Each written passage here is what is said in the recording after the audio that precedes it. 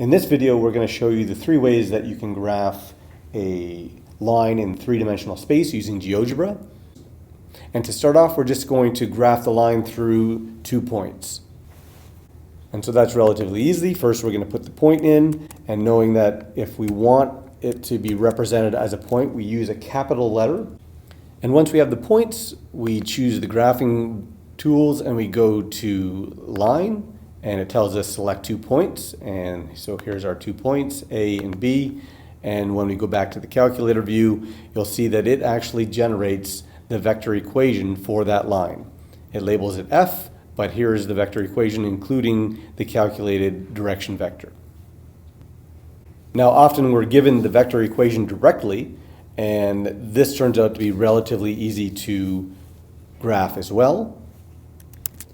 We literally just type the equation in as it is. The only difference is for the left-hand side we use that capital X, and we type the vector equation in just as we saw it.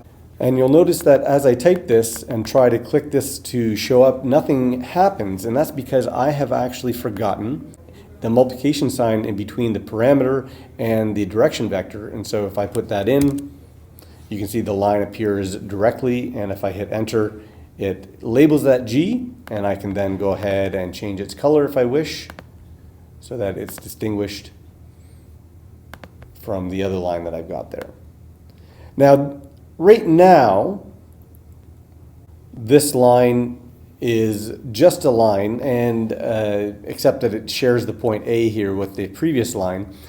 If we want to be a little bit more informative or visual with our line, one way to do that is to actually plot the point and the direction vector first when putting the line in. Now we already have that point here, so I'm going to delete this guy, and I'm going to add my direction vector. We'll call that M, and because it's a vector I'm using lowercase, so my direction vector was 0, 1, 2. And so you can see the direction vector there. And now if I want to put in the vector equation of the line, I don't have to type the equations explicitly. I can put my X in there and put the A. You can see it already recognizes that as the point, and then my parameter T times my vector M, and it graphs the line.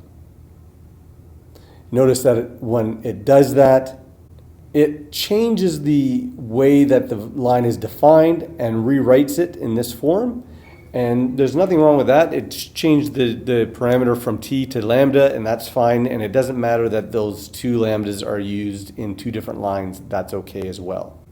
Now, you might be a little bit of a stickler for details. Technically, this is not a point. This is actually a vector in the vector equation. That is the vector from the origin to the point, 1, 3, -1.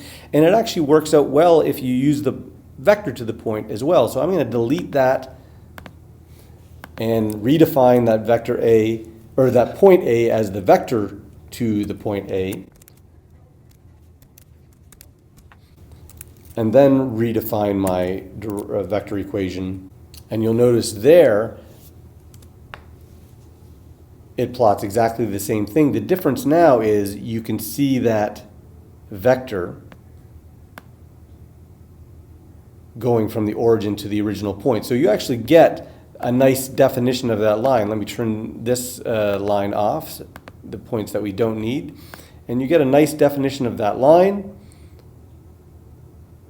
You see it's parallel to the direction vector, and you see that the vector from the origin to the point goes right to the line. Now the third way to graph a line is using the parametric equations, and this requires a little bit of knowing some of the commands, but we can do this relatively easy. So in this case, we are going to be plotting a curve. So I'm actually going to turn this guy off here. And we are going to be plotting a curve. And when we do that, so you can see, as soon as I type the word curve, you can see the 2 forms of this function. This one's in 2 dimensions, this one's in 3 dimensions.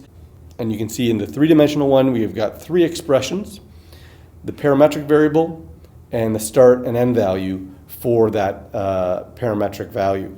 So we're going to go ahead and put in the values from our parametric equation, and then t is our parameter, and then we just have to say from what value to what value do we want to plot this curve. So I'm going to say negative 15 on my low end and positive 15 at my high end. And you can actually see that it has created the parametric equations and shown that it's between here. Now you don't see it on the screen, and that's just because it's off screen, and there it is.